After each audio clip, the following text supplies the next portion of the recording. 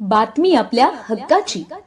ठाणे जिल्ह्यातील व आपल्या परिसरातील सर्व ताज्या घडामोडी पाहण्यासाठी शहापूर नववाहिनी न्यूज चॅनेलला सबस्क्राइब करा, लाईक करा आणि शेअर करा। मुख्य संपादक निलेश विशे। शहापूर येथील गंगा देवस्थान येथे आज आदिम कातकरी संघटनेची महत्त्वपूर्ण बैठक उत्साहात पार पडली। या बैठकीला संघटनेचे पदाधिकारी, महिला तसेच मोठ्या संख्येने नागरिक उपस्थित होते।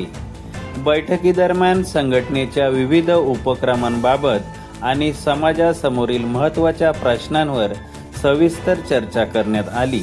उपस्थित महिलांनी आपल्या समस्या आणि अडचणी पदाधिकाऱ्यांसमोर मांडल्या।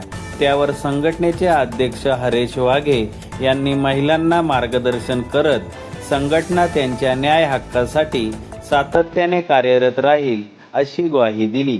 यावेळी चालू आर्थिक वर्षासाठी आदिम कातकरी संघटनेच्या ठाणे जिल्हा कार्यकारिणीची घोषणा करण्यात आली।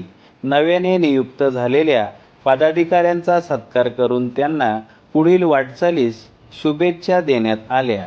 यावेळी मोठ्या संख्येने महिला, नागरिक उपस्थित होते।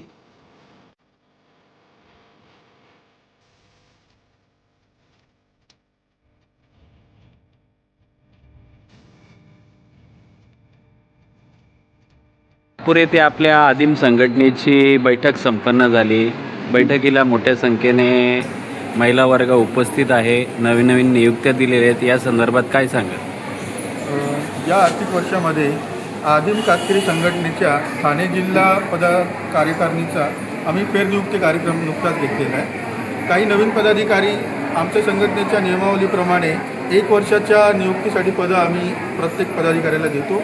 तर एक कार्यकारिणीचा कार्यकाळ पूर्ण झाल्यानंतर आम्ही नवीन फेरनियुक्तीने बहुमताने हा निर्णय घेतलेला आहे। ठाणे जिल्ह्याचे अध्यक्ष म्हणून माननीय सुनील आत्माराम वाघे यांना आपण ही नियुक्ती यावेळेला दिलेली आहे। उपाध्यक्ष म्हणून माननीय राजेश सुदाम पाटील यांना ही नियुक्ती दिलेली आहे।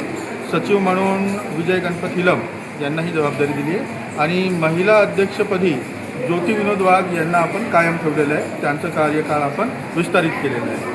त्याचबरोबर तालुका कार्यकारिणीमध्ये शहापूर तालुका अध्यक्ष म्हणून आपण अनंत सीताराम मुकणे यांची नियुक्ती केलेली आहे। मोरबाड तालुका अध्यक्ष म्हणून मंगल शिवाजी वाघ यांची नियुक्ती केलेली आहे आणि भिवंडी तालुका अध्यक्षपदी आपण दीपक बाबू सौर यांची। या सर्व पदसिद्ध पदाधिकाऱ्यांना आम्ही सूचित केलेलं आहे की त्यांनी त्यांच्या तालुक्यातील आपल्या नवीन पदाधिकाऱ्यांची तालुका प्रमुख, उपप्रमुख, गाव प्रमुख, उपप्रमुख, खजिनदार इत्यादी जी आवश्यक पदं आहेत या पदांच्या नियुक्त्या द्यायच्या आहेत आणि त्या पद्धतीने सर्व महिलांना आणि उपस्थितांना आम्ही विनंती केलेली आहे की त्यांनी त्यांच्या कार्यक्षेत्रामध्ये नवीन पदाधिकारी सुचवावेत, जेणेकरून आम्ही त्या विस्तारित कार्यकारिणीमध्ये त्यांना पदं देऊ।